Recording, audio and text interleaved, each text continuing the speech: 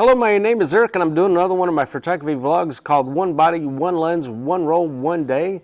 I am here at River Styx Park in the outskirts of Medina, Ohio.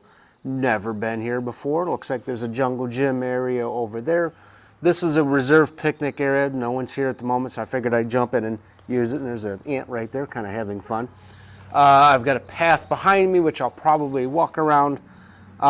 Today's camera is my Pentax Super Program. I've used this a couple times.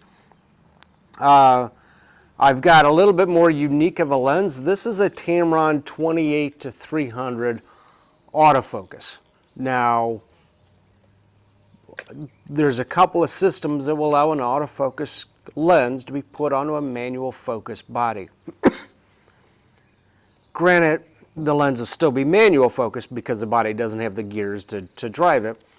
And as far as backwards compatibility or compatibility between manual bodies, autofocus bodies, digital bodies, Pentax probably has one of the best compatibilities. I could, stick this lens on a digital body. I could stick this lens on here. I could stick this guy's normal 50mm lens on my digital body. So you've got some nice, backwards compatibility, forwards compatibility also. All right, well, this is a pretty slow lens. It's a 3.5 to 6.3 because it is trying to cover such a big range. So I brought my monopod with me, and I'll talk a little bit more about the monopod in a little bit. But so the nice thing is I've got a heck of a range. Problem is I'm not the fastest lens in the world, and if I'm going to be going down that path, probably need to be steady on something. All right, let me gather my stuff together and go down the path and see what we can get. All right, this is one of my monopods. This is a Trek Tech Trek Pod, and as you can see, it's got feet that kind of split out at the bottom, so I can have my hands off of it. So it's not quite as steady as a tripod, but if I'm putting something light on it, I can walk away. I wouldn't put anything super heavy on it, but it's probably about as much weight as I'd put on this guy. As you can see, she'll wobble a little bit. But the nice thing is the fact that if I had a flash with me and I'm doing some off-camera flash work, I could put the flash there, set over there, camera, and have a little quick, easy light stand monopod. The other thing is that as you're hiking around, monopods make for a good walking stick. So, you can, especially like today, it rained yesterday, so the ground's damp. A few puddles back that way. So I can use it to try to help keep my balance and stuff. All right, I'm going to get some more shots, go a little bit further down the path. Let's see what I can get. All right, didn't mention before, but today's film is some Fuji 400, some stuff that I know probably wasn't kept that well. Came in with a lot of cameras that I got from the late 2000s, so like 2005, 2006. So I'm assuming this is probably 20-year-old film.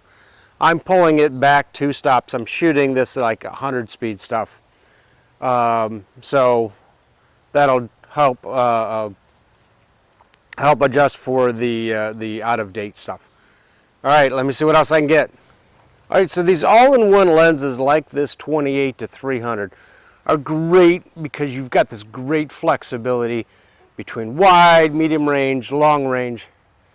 However, you sacrifice lens speed in doing so, being a 3.5 to 6.3, plus the fact I'm shooting 100 speed equivalent.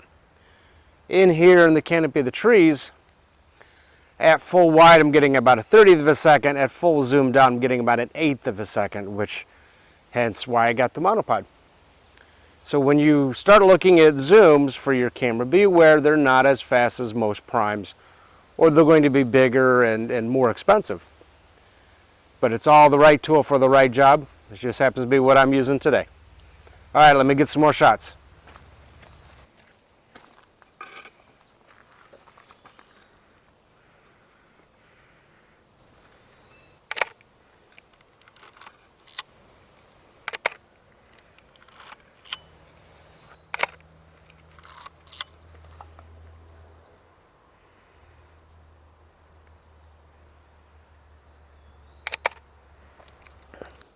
All right, so this camera does not have a window in the back like some cameras do.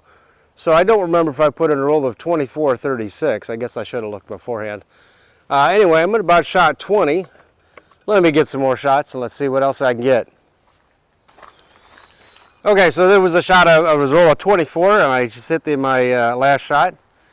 And so, remember with the old manual cameras, there's a release button typically on the bottom. There's some on the side, but this one's on the bottom. Push and hold it in. I'm a big fan of holding it in just because if it comes out, I don't want to tear my film. And typically as many rewinds is as many shots you had. There's a roll of 24, so somewhere around 24 or 25. I just felt that peg slip out, so I'm glad my finger was there. And let's go. There's my film back in the canister. So, monopods, if you're trying to hand hold, typically you would, or there's an old rule of thumb, that your shutter speed should be about where you are in your focal length. So this being a 28 to 300, theoretically I should have been shooting somewhere around at 250 a second if I wanted to hand hold this thing. Underneath the canopy trees, that was not happening, so I had my monopod with me. Now most typical monopods don't have the feet, some of the newer ones do. It's just personal preference, maybe a little bit more steady. But with a monopod, you could probably you could monopod brace it. I'm going to say 2, maybe 3 shutter speeds slower than you normally could. So instead of a 250th of a second, you might be hand holding, or you might be monopoding about a 30th of a second, which is kind of what I was getting in here, somewhere between an 1/8 and a 30th. So hopefully I got some okay shots on here. Yeah, more like at the wide angle. This again is the Trek Tech monopod. This one's actually made from aircraft aluminum, and if it's all tight, I mean these legs are not gonna give out. But this has been long since discontinued. So your newer monopods are either going to be a lightweight aluminum, heavyweight aluminum, or even carbon fiber. Carbon fiber is nice because it's nice and lightweight and pretty rugged. Some have feet, some don't. This has a little tiny ball head, which was probably pushing it for something with this lens on it. But you can get them with bigger ball heads, even with video heads if you do video stuff. All right, I'm gonna go turn in my roll of film. Photos will be posted at the end. Feel free to subscribe as new episodes come out about every Friday and every Saturday, about noon. Give me a thumbs up if you like the photos at the end, if you like the lens, camera, the monopod, even the film. I'm almost out of this stuff, but I did get some cool stuff in. So in a future episode, I've got some unique films that I'm going to be shooting up. Most of it's from my medium format, so I'm kind of looking for another lens or two, or a different medium format to shoot that in. But I got some cool stuff coming up. Feel free to comment. Again, if you like the photos, learn something new, and I'll see you next episode.